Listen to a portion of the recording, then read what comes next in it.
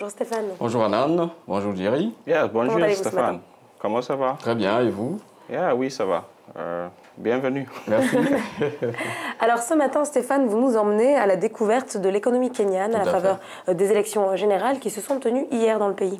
Absolument, c'est dans l'air du temps. Hein. Il faut dire que ce grand pays de l'East African Community, considéré donc comme la locomotive de cette sous-région du continent, est au devant de l'actualité avec en toile de fond un débat sur sa santé économique.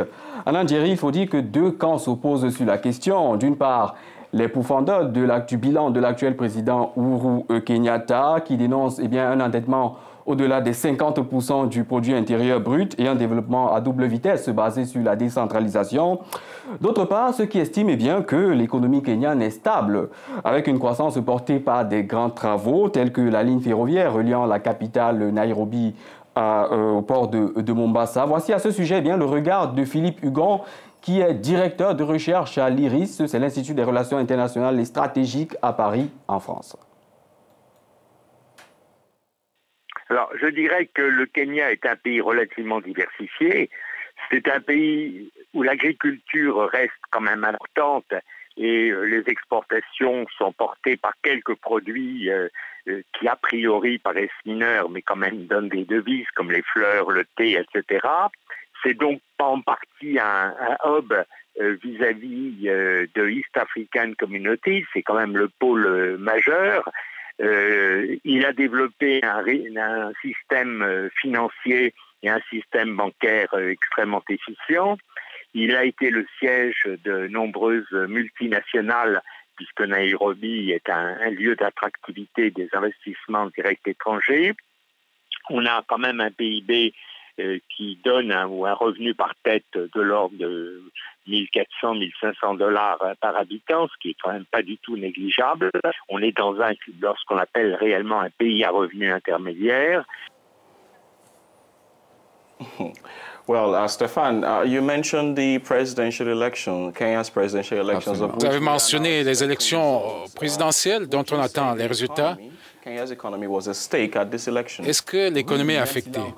Les avis divergent. Il faut dire que la plupart des Kenyans reprennent en cœur la célèbre formule « le PIB, ça ne se mange pas ».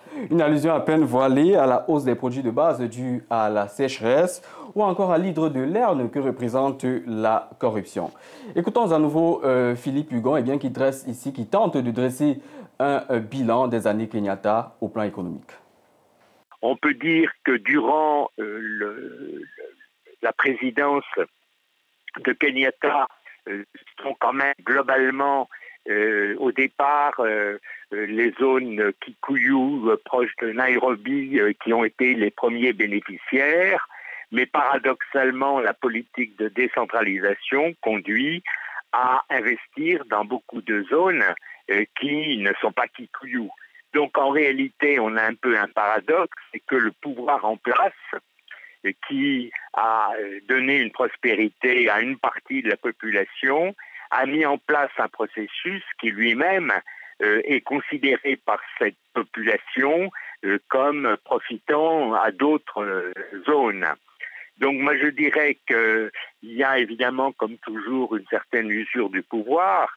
Il y a évidemment un problème de tension. On se souvient des événements qui ont eu lieu il y a 10 ans et d'opposition entre Odinga et Kenyatta. Voilà, en attendant les résultats définitifs de cette élection présidentielle au Kenya, vous l'avez suivi en première partie, nous sommes revenus donc sur cette information faisant état d'une avance pour le président Kenyatta.